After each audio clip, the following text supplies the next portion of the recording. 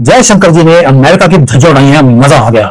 और ऐसी धज्जियां उड़ाई हैं कि डोनाल्ड ट्रंप को अपनी पॉलिसी 48 घंटे में चेंज करनी पड़ी। बोलते हैं America can not survive H1B without H1Bs, America can not survive Indian engineers.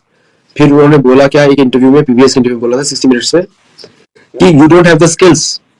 आपने वोटर्स को बोला you don't have the skills. ये देखिए, भारत के प्रधानमंत्री नरेंद्र मोदी की कुर्सी को अपने हाथ से ठीक करते हुए ट्रंप। एक तरफ ये दोस्ती का सीन और दूसरी तरफ उसी भारत को लेकर एक ऐसा लेटर रिपोर्ट जिसमें इस्तेमाल हुआ है हेल होल यानी कि नरक का। जयशंकर जी ने अमेरिका की धज्जियां उड़ाई हैं, मजा आ गया। और ऐसी धज्जियां उड़ाई हैं कि डोनाल्ड ट्रंप को अपनी पॉलिसी 48 घंटे में चेंज करनी पड़ी। तो ये मैं उनसे बोलता हूं, हमारी किस्मत अच्छी है कि हमारे पास जयशंकर जी ऐसा एक फॉरेन मंत्री। हुआ क्या था और हमने क्या क्या है, 3-4 चीजें हमने करी हैं। जयशंकर जी बोला भाड़ में जा, चू चू चू, और तेरे हालत हम ऐसी करेंगे तुम्हें याद रहेगा तुम्हें पंगा किससे लिया है। अमेरिका ने क्या किया, एक डेडलाइन को अनाउंस कर दिया। उन्होंने बोला कि युद्ध तो हम ईरान के साथ 5 अप्रैल को हम खत्म कर देंगे। इन्होंने एक डेडलाइन दिया कि अप्रैल 20 के बाद आप ना तो ईरान से तेल खरीद सकते हैं ना रशिया से, आपको तेल वहां से खरीदना पड़ेगा जहां से हम बोलेंगे।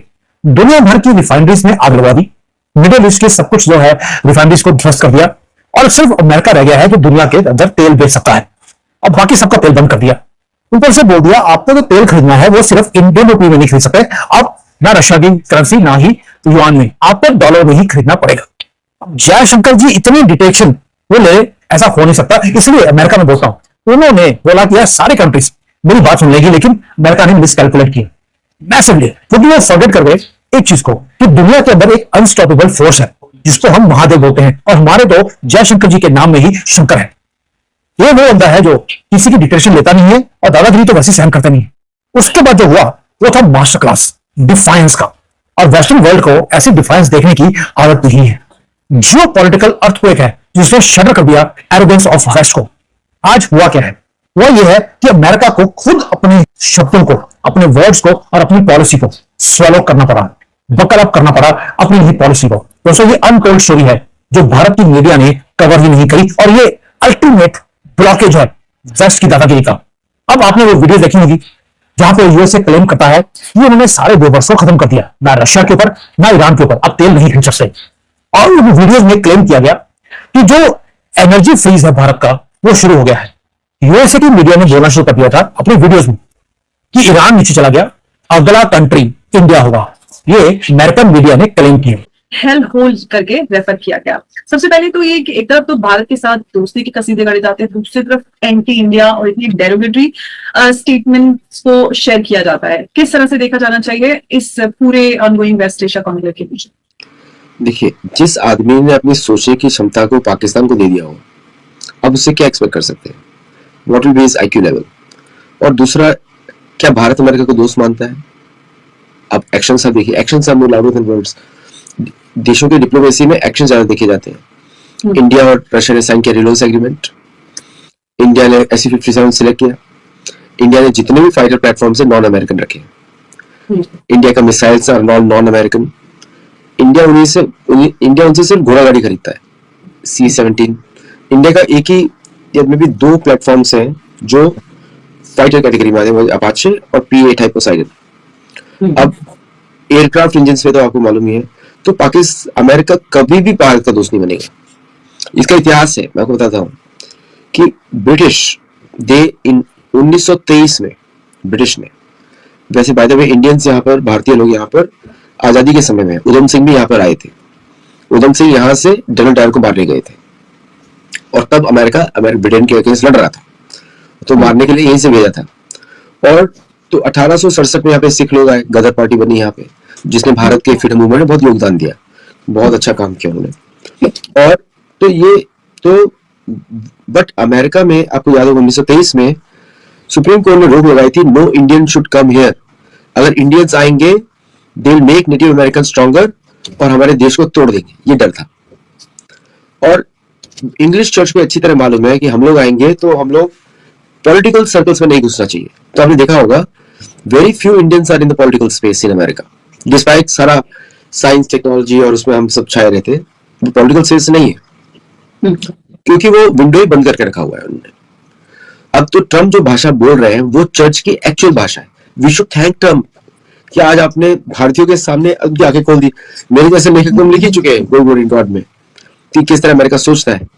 तो we as a educated person हम लोग को तो बड़ा थैंक यू बोलना चाहिए कि आज आपने पोल खोली है वो वाली जो हमको पहले पता, हमको संदेह होता था लेकिन पता नहीं था। ये देखिए, भारत के प्रधानमंत्री नरेंद्र मोदी की कुर्सी को अपने हाथ से ठीक करते हुए ट्रंप। एक तरफ ये दोस्ती का सीन और दूसरी तरफ उसी भारत को लेकर एक ऐसा लेटर रिपोस्ट जिसमें इस्तेमाल हुआ है हेल होल यानी कि नरक का। ऐसे में सवाल उठता है ना कि क्या ये सिर्फ एक रिपोर्ट था या एक तीर से दो निशाने। चलिए जानते हैं। दरअसल अमेरिका के राष्ट्रपति डोनाल्ड ट्रंप ने एक ऐसा लेटर शेयर किया जिसमें भारत और चीन जैसे देशों को नरक बताया गया। जी हाँ, सीधे शब्दों में हेल होल। और ये कोई आम बयान नहीं है, ये जुड़ा है एक बड़े मुद्दे से, बर्थ राइट सिटीजनशिप यानी कि जन्मजात नागरिकता से। अब भाई साहब लेटर में क्या लिखा है ये जान लीजिए। तो साहब लेटर में लिखा है यहाँ पैदा होते ही बच्चा नागरिक बन जाता है और फिर वे चीन, भारत या दुनिया के किसी और नरक जैसी जगह से अपने परिवार को यहाँ बुला लेते हैं। यही नहीं रुका ये मामला, आगे लिखा गया कि अब यहाँ अंग्रेजी नहीं बोली जाती है। जो नए प्रवासी आ रहे हैं उनमें इस देश के प्रति कोई निष्ठा नहीं है और फिर हम मेल्टिंग पॉट से फिसलकर अब चैम्बर पॉट बन गए हैं। यानी अमेरिका अब संस्कृतियों का मेल नहीं है बल्कि गंदगी का ढेर बनता जा रहा है। और ऐसा दावा इस लेटर में किया है जिसे डोनाल्ड ट्रंप साहब ने रिपोस्ट किया है। ये शब्द ट्रंप के नहीं है लेकिन एक अमेरिकी रेडियो होस्ट और लेखक माइकल सैवेज के हैं जो अब कट्टर और विवादित बयानों के लिए पहले से ही जाने जाते हैं। लेकिन असली बात यह है कि डोनाल्ड ट्रंप साहब ने इस लेटर को कुछ सोशल मीडिया प्लेटफॉर्म पर रिपोस्ट किया और यहीं से विवाद शुरू हो गया। अब थोड़ा समझिए, ब्राइट सिटीजनशिप यानी कि अगर कोई बच्चा अमेरिका में पैदा होता है तो उसे अपने आप नागरिकता मिल जाती है, चाहे उसके माता पिता कहीं के भी हो। अब ट्रंप और उनके समर्थक इस कानून का विरोध करते हैं। उनका मानना है कि इसका गलत इस्तेमाल हो रहा है। ट्रंप लंबे समय से इमिग्रेशन के खिलाफ सख्त रुख अपनाते आए हैं और ये रिपोस्ट सिर्फ एक लेटर नहीं, एक पॉलिटिकल मैसेज है। यह दिखाने की कोशिश है कि अमेरिका ओवरलोड हो चुका है और यह भी कि भारत, चीन जैसे देशों से आने वाले लोग अमेरिका के सिस्टम का फायदा उठा रहे हैं। अब आप खुद सोचिए कि डोनाल्ड ट्रंप कहां से आए हैं। अगर काला चिट्टा खुला तो ट्रंप साहब के पसीने छूट जाएंगे। अब ये देखिए आप कि किस तरह से ट्रंप ने भारत को अंडरलाइन किया। वो भारत को दोस्त बताते हैं लेकिन भारत के ही खिलाफ कुछ ना कुछ ऐसा करते हैं। कभी वो पाकिस्तान को शांति का दूत बताते हैं, बल्कि पूरी दुनिया को पता है कि पाकिस्तान एकमात्र वो देश है जो आतंकियों को पालता है, पोसता है। ये ट्रंप साहब के दिमाग में नहीं आता है। अब यही ट्रंप भारत के प्रधानमंत्री नरेंद्र मोदी के साथ मजबूत रिश्तों की बात करते हैं। वो भारत के प्रधानमंत्री को अपना पक्का यार बताते हैं। हाउडी मोदी इवेंट, दोनों नेताओं की दोस्ती स्टेज पर शेयर करना। लेकिन फिर सवाल खड़ा होता है ना कि क्या यह दोहरा रवैया है या सिर्फ राजनीति। क्या आपको लगता है कि आप एक हेल होल यानी नर्क में रह रहे हो? डोनाल्ड ट्रंप को तो ऐसा लगता है। उन्होंने इंडिया को क्या बोल दिया है सुनकर आपका खून खौल जाएगा। पर क्या हमारा जवाब सही था?